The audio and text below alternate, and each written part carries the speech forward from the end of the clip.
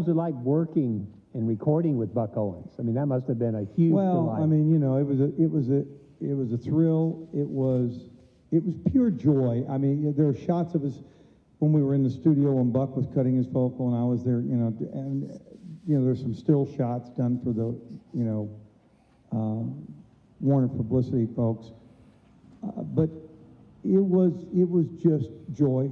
You know, I mean, we had a ball with it, and the song we performed it on a couple of award shows, and that's what led to the response to that is what led to us, you know, putting it on, because we had 10 tracks all ready to go, and it became the 11th. It's not placed in the 11th slot, but it pushed the album out to 11 songs, and I'm thrilled we did, because it went #1, and you made a lifelong friend with Buck Owens.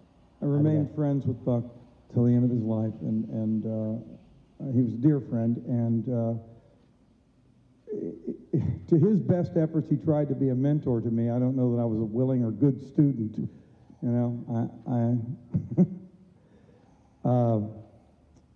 I don't know if he was my Socrates or he was Socrates to my Plato, or he was Plato to my Aristotle, or I don't know that he accomplished any of that with me. I was not equivalent to any of those. I wasn't equivalent to Plato or Aristotle as a student. So, but we had life. You know, the remainder of his life, we remained friends, and yeah, that song really kind of embodied the spirit of the entire album. You know, yeah. It lifted it to a place in terms of, you know, taking the joy of shared heritage that is part of America's, you know, legacy. Yeah. Always has been, always will be, and expressed it in musical terms.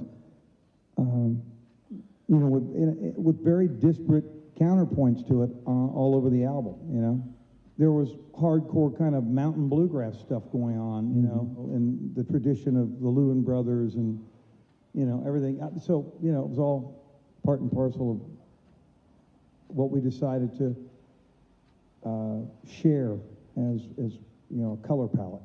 Yeah, Bill, Buck brought me the song, but then we did this to it.